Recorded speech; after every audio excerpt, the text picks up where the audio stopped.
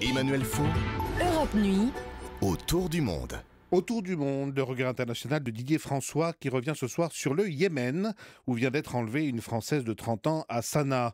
Didier, on va d'abord situer ce pays très pauvre qu'est le Yémen. Oui, c'est l'un des rares dans la région qui n'ait pas de pétrole, une drôle de mosaïque et une sacrée pétaudière, un désert de la taille de la France, bordé par la mer Rouge au sud, l'Arabie saoudite au nord.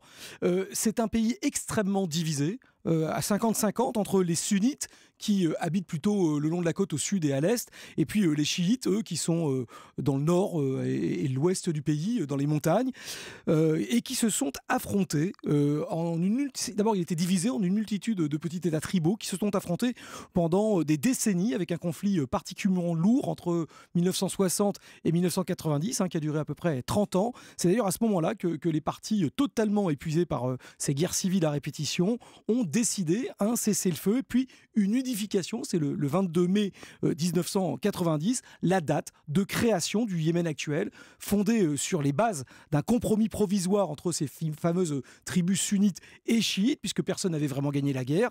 Et la première constatation qu'on peut faire, c'est que c'est un État extrêmement récent dans les formes qu'on lui connaît, et puis surtout c'est un appareil d'État extrêmement faible, puisque chaque camp a gardé ses milices qui sont organisées comme de véritables petites armées. Et dans ce contexte, les enlèvements se développent depuis des années. Eh bien oui, l'enlèvement est un peu devenu le sport national au Yémen, où les milices donc tribales ont le contrôle effectif sur les régions d'origine, où elles contrôlent toutes les routes et les carrefours. Dès qu'un conflit les oppose au gouvernement, alors ça peut être n'importe quoi, la nomination à un poste bien rémunérateur dans la capitale, ou bien la protestation contre l'arrestation d'un de leurs membres, eh bien, la tribu enlève soit des soldats, soit des policiers, soit des étrangers pour faire pression sur le pouvoir, ce qui rend évidemment tous les voyages en province extrêmement dangereux.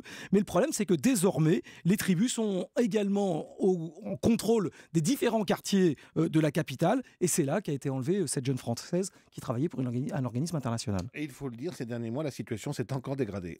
Oui, tout à fait. Donc les milices houthis, sont en fait les milices chiites, ont repris le combat. Alors c'était il y a 10 ans déjà, en 2004, après une offensive lancée par le gouvernement qui avait à l'époque arrêté pratiquement tous leurs chefs.